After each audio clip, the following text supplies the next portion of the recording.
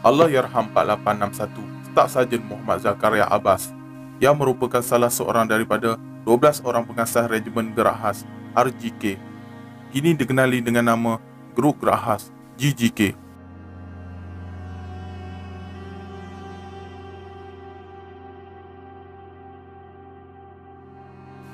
Kelainan yang menjadi identiti Allahyarham atau juga dikenali dengan gelaran Sitora mahupun Singa Berantai dalam kalangan rakan-rakan sepasukan sewaktu perkhidmatannya. Gelaran tersebut telah menjadi sebati disebabkan kerana sikapnya yang bengis dalam menjaga disiplin serta kawalan kepada anggota bawahannya dalam latihan maupun operasi. Paling ditakuti ialah jika beliau menundingkan jarinya. Setiap kali berbuat demikian, anggota komando yang ditundingnya mesti melakukan tekan tubi sebanyak 100 kali di depannya. Kerana sikap serius jugalah beliau terpengaruh untuk mengawal ketawanya. Ada juga yang mengatakan bahawa Allahyarham hanya ketawa 2 kali sahaja setahun, iaitu semasa pengumuman Hari Raya Aidilfitri dan Hari Raya Aidiladha.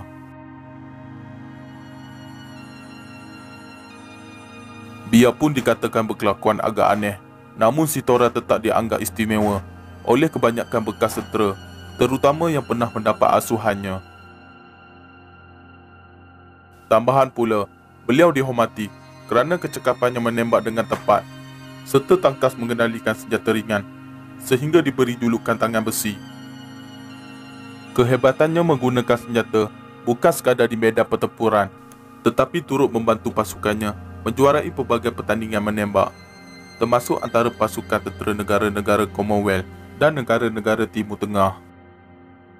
Disebabkan kecekapan dan ketangkasan itu, beliau telah dipilih sebagai salah seorang penembak tepat pasukan komando dan berkelayakan pula untuk mengajar dalam bidang tersebut. Kerjaya anak penori getah yang berasal dari kampung Sayung Tebing, Kuala Kangsar Perak ini, beliau mula memasuki tentera pada 25 Mei 1949. Selepas menamatkan latihan, beliau ditempatkan di Batalion ke-4 Regimen Askar Melayu Diraja 4 RAMD.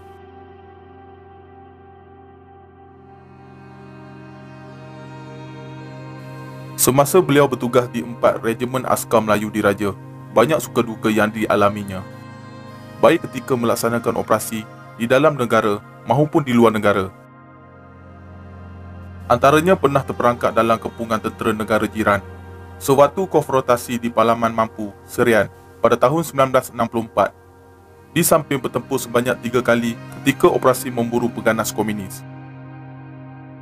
Satu daripadanya berlaku pada tahun 1950-an di Kampung Lengkong, Jambu Rias, Pahang, apabila pasukan yang diketuainya berjaya membunuh seorang musuh lelaki yang merupakan anak buah Musa Ahmad.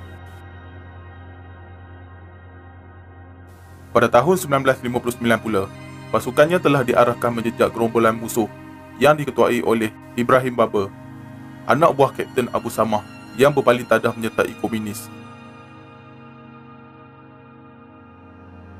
Penjejakan itu berakhir dengan pertempuran di hutan Kuala Kerau, Temerloh, Pahang. Namun kami tidak berjaya menemuinya, tetapi dapat menembak mati seorang pengganas wanita, kata Allahyarham ketika itu. Pada tahun 1960 pula, beliau dihantar bertugas ke Kongo untuk mengamankan negara yang dilanda konflik itu di bawah misi Pertubuhan Bangsa-Bangsa Bersatu. Beliau ke sana dengan menaiki kapal LST milik Amerika Syarikat dan tiba selepas berlayar selama 29 hari tanpa berhenti di mana-mana. Di Kongo, hatinya sering diruntun rasa iba apabila melihat sebahagian besar rakyatnya dicengkam kebuluran serta kemiskinan.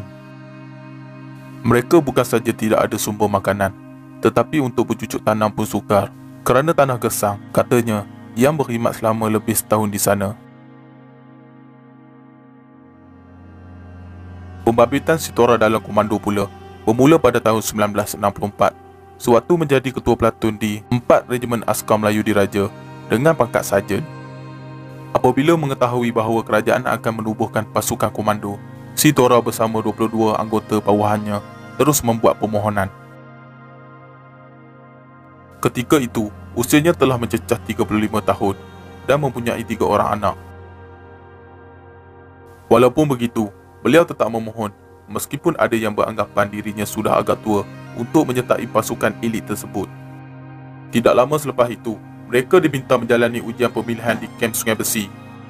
Memandangkan jumlah yang hadir mencecah 300 orang, melibatkan anggota dan pegawai dari ketiga-tiga cabang perkhidmatan Angkatan Tentera Malaysia, maka sesi temuduga dan ujian telah berlangsung selama 4 hari berturut-turut. Untuk terpilih, mereka perlu menjalani ujian saringan yang ketat dan memerikan. Antaranya perlu lulus semua ujian kecergasan, merempuh halangan, berlari, berenang serta ujian ketahanan mental. Tugas saya sebagai jurulatih ketika itu sedikit sebanyak memudahkan saya untuk lulus semua ujian, kata Allahyarham ketika itu. Daripada 300 anggota yang memohon, hanya 15 sahaja yang terpilih mengikuti kursus asas komando selama 6 minggu. Pada 25 Februari 1965, Allahyarham diminta untuk melapor diri bagi mengikuti latihan asas komando yang dikenalikan oleh Regimen ke-40 Komando Marine Diraja British di Kem Maji di Johor Bahru. Maka bermulalah perjalanan karier Allahyarham sebagai salah seorang pengasas pasukan elit negara. Latihan yang dilaluinya di peringkat awal dikenalikan oleh Major Bacon dan Kapten Seager begitu mencabar dan memerikkan. Antaranya latihan terjun maut, ikhtiar hidup, mendayung dan berenang menyeberangi Selat Teberau pada waktu malam. Namun begitulah tugas Allahyarham sebagai jurulatih di pasukan. Sedikit sebanyak memudahkan beliau mengharungi setiap latihan dan lulus dengan cemerlang. Terdapat beberapa kenangan yang masih diingati oleh rakan-rakan Allahyarham sewaktu bersama menjalani latihan. Antara yang masih diingati adalah sewaktu membuat latihan memikul balak yang beratnya lebih 40 kg dan berlari sejauh 1.6 km sambil meredah kawasan lurah, bukit dan belukar, serta perlu sampai ke kawasan penamat dalam masa yang ditetapkan dengan kayu balak yang dipikul tidak jatuh. Namun begitu, kayu balak yang dipikul oleh kumpulannya terjatuh kira-kira 50 meter dari garisan penamat dan betul-betul di hadapan ketua jurulatih, Major Bacon. Dengan wajah bengisnya, Major Bacon telah mengarahkan kumpulan Allahyarham untuk ulang semula latihan itu. Disebabkan gerang dan marah dengan arahan yang diberi, tiba-tiba saja Allahyarham naik minyak dan memikul balak seorang diri ke tempat permulaan. Mungkin kagum dengan semangat Allahyarham, Major Bacon akhirnya menyuruh beliau berhenti daripada memikul balak, meskipun ketika itu dirinya telah bergerak sejauh berpuluh meter.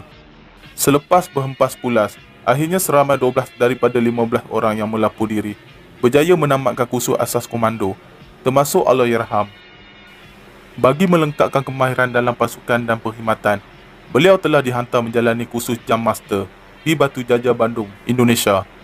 Sewaktu dalam komando, satu operasi yang tidak dapat dilupakan ialah ketika menjejak seorang komander Parti Komunis Kalimantan Utara (PKKU) serta 13 anggotanya di sepadan Sarawak, Kalimantan berhampiran bau.